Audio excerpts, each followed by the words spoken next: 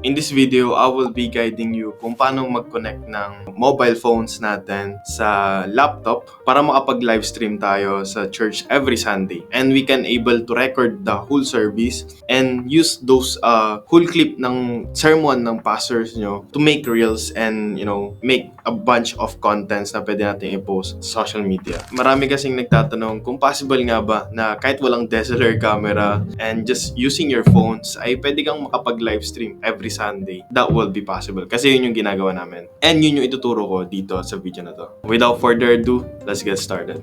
Yeah, ituturo ko sa inyo visually dito sa Miro board natin. So, we can able to visually ma-imagine natin yung paano ba yung setup. Just the, computer and just the phone. Wala pong DSLR camera po dyan. We will know that we cannot able to afford, ang mamahal na mga DSLR camera, which is good naman siya if we can able to afford naman and meron tayong DSLR camera, why not? Pero habang wala pa, then we can ito muna yung gamitin natin, just your phone.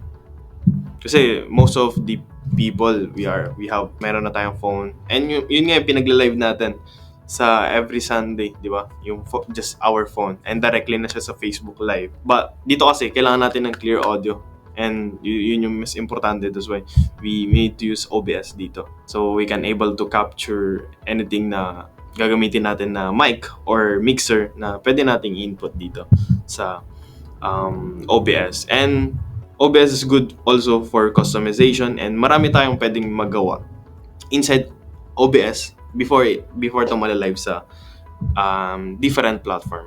And OBS is totally free. Okay? So, first, we need to install the software. It's a third plugin. Okay? In this, ang purpose nito is we can able to connect yung camera natin, yung mga overlay lyrics natin. So, in order for you guys na ma-download yan is punta ka sa Google, then type mo yung OBS Studio. And then, download nyo po dito. If you are using Windows, and then click nyo Windows. If you are in Mac, then, and then dito naman sa phone, gagamit tayo ng application, not our yung normal na hindi yung normal na camera natin sa phone, but we need to use this application in order for us na makuha natin, mabigay natin sa OBS yung kinakapture ng phone natin. And this will help also sa dun sa connection ng cable. So gagamit tayo ng wired connection so we can able na so we can prevent lag. So we can able to connect po yung phone natin sa OBS. And that's what you call DroidCam. Okay? So we need to install yung DroidCam sa application, Play Store and App Store. And also, kailangan din natin siyang i-download sa laptop natin. So parang pinaka-main so ang DroidCam is just like a plug-in sa OBS. Okay? So itong DroidCam is just the tool doon inside the OBS. Specifically doon sa gagawin natin na mag-transfer ng camera output papuntang OBS. And then scroll nyo lang sa baba and then makikita nyo na dito yung parang installation files. Then click nyo lang tong OBS plugin, itong oscillation button. So this is the logo nung DroidCam and then ito naman yung logo din ng OBS. So in order for us na ma-connect yung phone natin sa laptop, we need cables, okay? And I highly recommend to mag-connect tayo wired, okay? So to prevent yung delay or yung lag natin, unlike sa wireless. Kasi kapag wireless, kailangan mo pa ng router dyan in order for you na makapag-receive ng maayos na camera feed. And marami pang problema doon because kapag wireless, hindi natin maiwasan yung mag-delay. Okay? So, much recommended talaga na gumamit tayo ng wired connection. So, basically, ang kailangan nyo lang naman dito is alisin lang muna natin itong USB cable na is hindi naman siya necessarily needed. Okay, optional lang siya if gusto niyo ng kapag mahaba, I mean malayo yung phone papuntang laptop, so you must need a parang extension cable na USB-C. Pero ang kailangan nyo lang dito is just yung i-connect nyo sa laptop na maraming USB hub. Okay? Or kung may computer kayo, then marami na kayong ganito na slot na mga USB. You don't need that anymore. Okay? So kapag laptop naman, if kulang kayo ng slot ng USB, pagpapasokan ng USB, then kailangan nyo to. Maraming ganito na mabibili nyo sa Shopee and mura lang din. It's around 100 pesos, 200 pesos lang din. And ito, mostly, pwede nyo namang mahiram din sa ibang kasama nyo. I know, laging nagagamit to ng tao. Itong USB hub. So, kung meron kayong pwedeng mahiraman na ganito, then why not? So, ito naman sa phone, kailangan nyo lang din dito yung cable. Okay, yung charging cable nyo.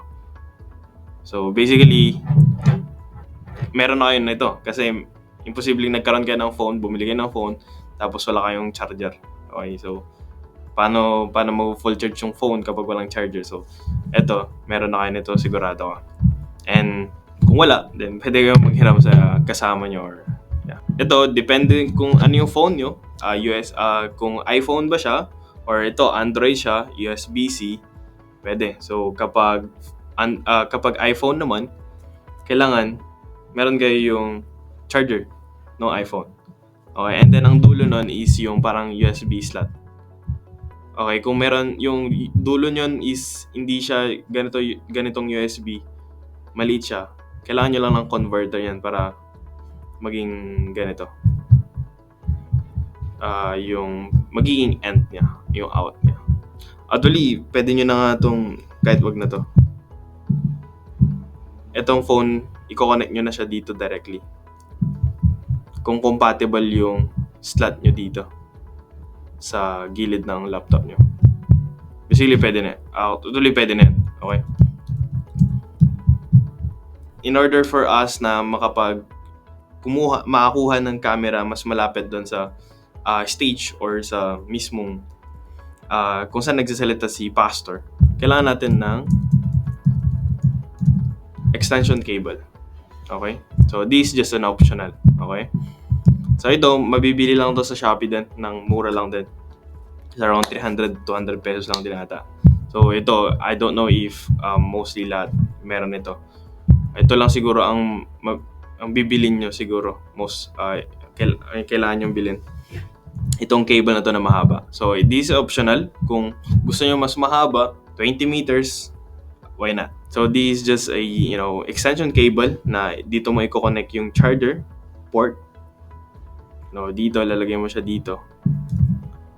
And then, ito, pupunta siya dun sa may USB hub. And then, itong USB hub, pupunta siya dun sa laptop. So, those will be the, basically, yung setup niya sa when it comes to connection. Okay, pag open natin ng OBS, makikita nyo dito yung DroidCam na. Kasi na-install nyo. Okay, click nyo lang yung plus icon, then hanapin yung DroidCam OBS. Okay, and then click nyo okay. So, this is my iPhone. Tapos, ito yung charger ko. Okay, para madali nyo maintindihan. And then ito, ilalagay ko na siya dito directly sa laptop. Okay. So, hindi ko naman na kailangan ng extension cable.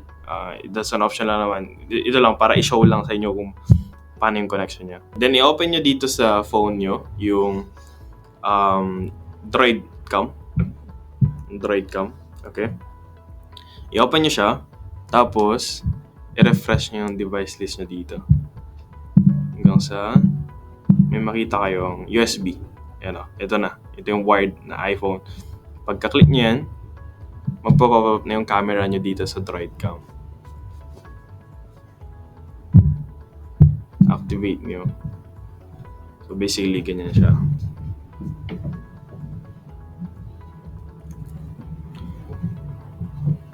So, So, ito na yung nare-receive ng camera ko dito sa Droidcam. Napupunta siya dito sa OBS nang walang lag because wired siya, and ang kagandahan doon is nakikita. Pwede mo i-customize yung video na to dito sa loob ng OBS before siya mapunta sa Facebook. Okay? Kapag na-connect nyo na yung camera nyo dito, you will start. Pwede na kayo mag-edit dito sa OBS.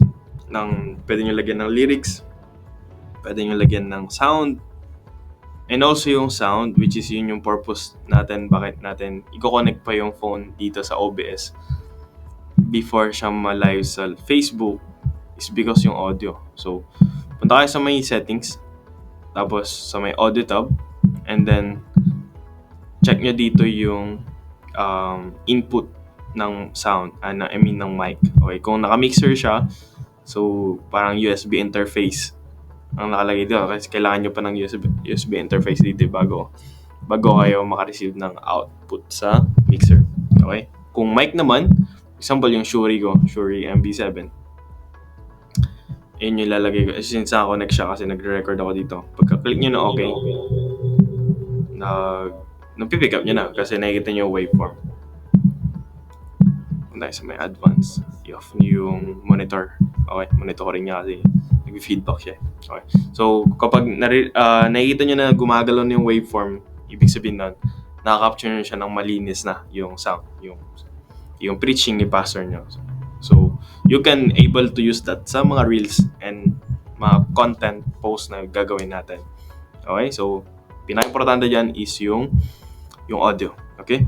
And then, pagkatapos nun, i-connect nyo na siya sa Facebook, wherein to do that, punta kayo sa may settings, tapos sa may stream, and then Facebook Live, and gumawa ko ng full video dito sa OBS kung paano mag-connect sa Facebook. Panoorin nyo siya dito sa YouTube. Okay? So, and then copy nyo yung stream key ng Facebook, kasi pagka punta nyo sa Facebook Live, may makita kayong unique stream key. So, dito nyo siya ipapaste. Okay? Then, pagka nakopy nyo na, click nyo na yung start streaming, and then, mapupunta na siya doon sa Facebook Live. So, basically, ganun siya kadali. And ang kailangan nyo na lang dyan is to simply execution. Okay, so may idea na kayo kung paano yung simple na setup talaga ng live streaming, and just your phone and yung laptop nyo, ayos na yun. Hopefully, the next Sunday is ma-apply nyo to and magawa nyo siya. And hopefully, magtuloy-tuloy yung live streaming nyo. And that's how we can able na may ma-post tayo sa social media, and it looks professional din kapag may mga live dun sa Facebook page natin. And that's how we can able to engagement din sa page. Then at the same time, pwede tayong makagawa ng mga different videos while live streaming po dun sa every Sunday. Yung mga vertical reels, pwede natin siyang i-re-edit, okay? And then lagyan ng subtitle. Hopefully, nag-guide ko kayo doon. And if you guys have question, please message me directly. You can message me po sa community natin, sa Facebook group. And if you guys hindi pa naka-join sa Facebook group po natin, sa community natin, the link is nasa description below. Yeah, thank you so much for watching, and see you on the next time.